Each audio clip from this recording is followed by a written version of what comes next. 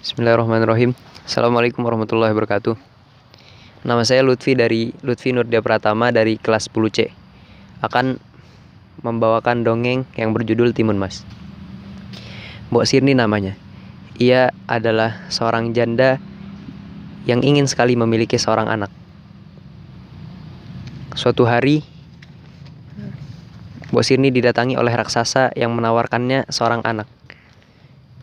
Tetapi dengan syarat, setelah anak tersebut berusia 6 tahun, harus dikembalikannya kepada raksasa untuk disantap. Tanpa berpikir panjang, Mbok Sirni pun setuju dengan syarat yang diberikan oleh raksasa. Kemudian, raksasa memberikan beberapa biji mentimun yang harus ditanam dan dirawat oleh Mbok Sirni. Kemudian, Mbok Sirni menanam dan merawat biji mentimun tersebut. Setelah 2 minggu, tumbuhlah buah-buah mentimun. Dari beberapa buah tersebut, ada satu buah yang begitu besar dan berkilau seperti emas. Dengan hati-hati, Mbok Sirni membuka buah tersebut. Alangkah terkejutnya Mbok Sirni dengan apa yang ada di dalam buah tersebut. Ternyata di dalam buah tersebut terdapat seorang bayi yang sangat cantik, yang dinamakan dengan Timun Mas. Timun Mas tumbuh menjadi gadis jelita dan cantik. Suatu hari, raksasa datang ke rumah Mbok Sirni untuk menagih janji. Mbok Sirni sangat takut kehilangan Timun Mas. Mbok Sirni meminta kepada raksasa untuk datang 2 tahun lagi, dikarenakan jika semakin dewasa Timun Mas, maka akan semakin enak untuk disantap. Raksasa pun setuju dengan alasan yang diberikan Mbok Sirni. Setiap kali Mbok Sirni mengingat janji dengan raksasa, Mbok Sirni cemas dan panik. Suatu malam, Mbok Sirni bermimpi agar anaknya selamat. Ia harus pergi ke Gunung Gundul untuk menemui petapa.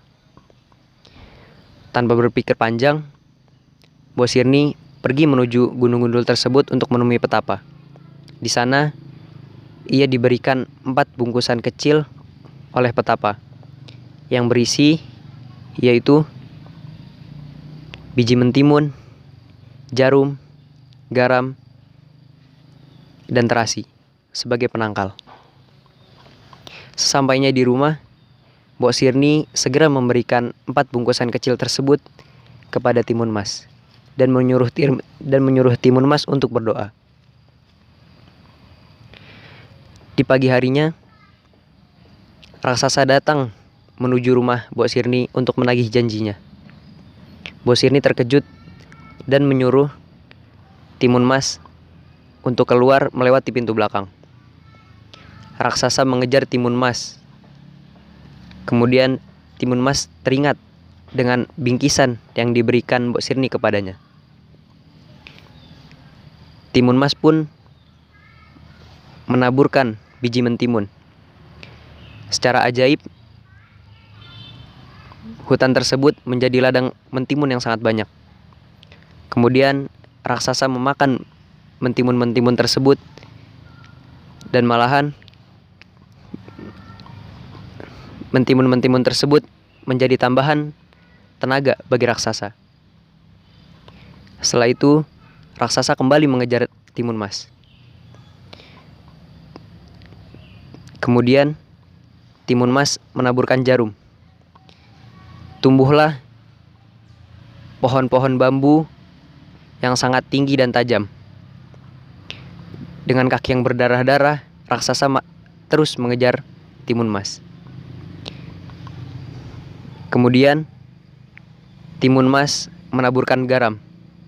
Secara tiba-tiba, hutan tersebut menjadi sebuah lautan. Dengan kaki yang berdarah-darah dan kesakitan yang dirasakan raksasa mampu melewati lautan tersebut. Dan yang terakhir, Timun Mas menaburkan terasi. Dan secara tiba-tiba hutan tersebut menjadi lautan lumpur yang sangat mendidih. Akhirnya raksasa pun mati. Terima kasih Tuhan, Engkau telah menolong hamba-Mu ini. Ucap syukur Timun Mas. Akhirnya Timun Mas dan Mbok Sirni hidup dengan tenang dan damai selamanya. Mungkin hanya ini yang bisa saya sampaikan. Wassalamualaikum warahmatullahi wabarakatuh.